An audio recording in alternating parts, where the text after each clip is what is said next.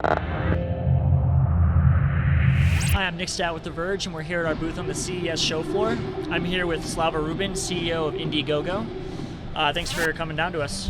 Yeah, thanks for having me. Last few years, CES has been inundated with crowdfunding or crowdfunded projects. A lot of consumer-like technology, but Indiegogo doesn't actually make any of these products. They just help get them funded. So what brings you out here this week? Yeah, we came actually 3 years ago now, the first time, and I think we could count the Indiegogo funded projects at that time on like one or two hands. And now at Indiegogo, at CES 2016, we actually have 110 companies that are funded on Indiegogo, which is super exciting. And so we just look to support all of them, and also there's a lot of inbound in terms of people that are interested to learn more. The other thing is we're super excited. We're making an announcement this week at CES, which is we're launching our enterprise crowdfunding offering, which is we've always been working with smaller players, entrepreneurs, and individuals, but now the Fortune 1000, the big companies, GE, Anheuser-Busch, Harman, are all coming to Indiegogo to really do R&D market validation to bring these amazing new products out to the market. Right, and so crowdfunding has always seemed like this thing for scrappy, smaller startups who want to just propel something to the masses and get it out there and help them, make thousands of units. Why does this now make sense for a company like GE? I mean, what do they get out of crowdfunding that they can't just do through their normal channels? Absolutely. So Indiegogo, when we created it, it's an open platform where anybody can raise money for absolutely any idea. So we have generosity.com for the personal fundraising. We also have lots of films and creative and theater and artists, but definitely gadgets and hardware and tech is a hotbed of what's happening on Indiegogo. Like you mentioned, a lot of that is these smaller, earlier stage entrepreneurs. But really what it's about is just an open space, a place to experiment, to engage with your audience, to use social, to get feedback, to actually understand how is your idea or product resonating with the market. What are some of the other products you expect large corporations will take to a crowdfunding platform?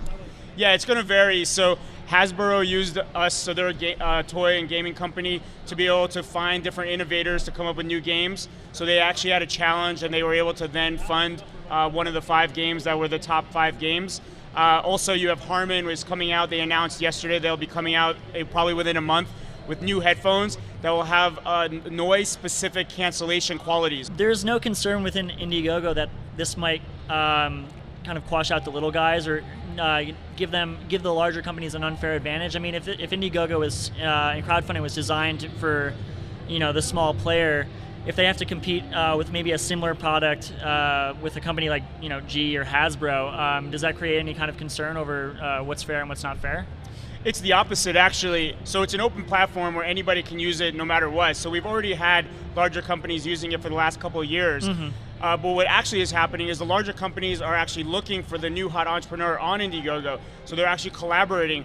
With Shock Top, they actually want to stop the drought, so they have their campaign as part of Anheuser-Busch, where they're actually identified like Drop a Brick and Ava, which are 2 different entrepreneurs, to be able to have technology to help stimulate better environmental practices with water. Mm-hmm. So Drop a Brick is like a plastic brick you put in your toilet, it disseminates water away so you have less water per flush. This is an example where the larger companies are actually working with the entrepreneurs, so it's actually creating a hotbed together. And where else is crowdfunding been untapped? Like where can crowdfunding go from here?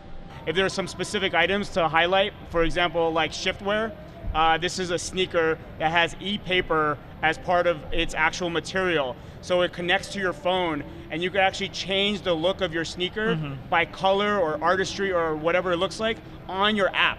So you actually don't need to have different sneakers or different, and it changes on the fly. Or you have something like Bolt bikes. So Bolt is equivalent to a motorbike, but it's actually an electric bike.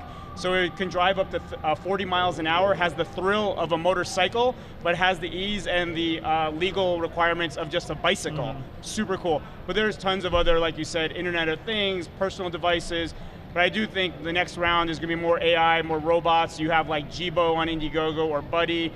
You also have Chip just came out yesterday, which is a robotic dog for anybody who doesn't want to actually clean up the poop or actually look up for the fur. You can actually have a robotic dog that will actually follow its robotic ball that plays fetch. What sets Indiegogo apart from a competitor like Kickstarter, right, is you don't necessarily need a working prototype. It can be an idea. It can just be something small that you have the ambitions to carry out, and you want to raise some money and try and do it. I guess what is Indiegogo doing right now to make sure that, like, you know, a shoe like the Shiftwear can actually, you know, happen down the line, so they don't take in all this money and then they discover, well, you know what, we can't make an e-ink shape-shifting shoe. Yeah, so one of the beauties of an open platform is there's nobody at Indiegogo's that's going to judge you. There's enough VCs out there, there's enough bankers out there, there's enough government constituents, there's enough high-level, you know, corporate types, and there's enough other platforms that will judge you. At Indiegogo, it's totally open, where you get to put up your idea. You need to be transparent about where you're at. Are you at idea stage, at prototype stage? Are you manufacturing? Are you already selling? And then it's up to the funders, the backers, if they want to support you. Sounds pretty cool. Thanks, Slava Rubin.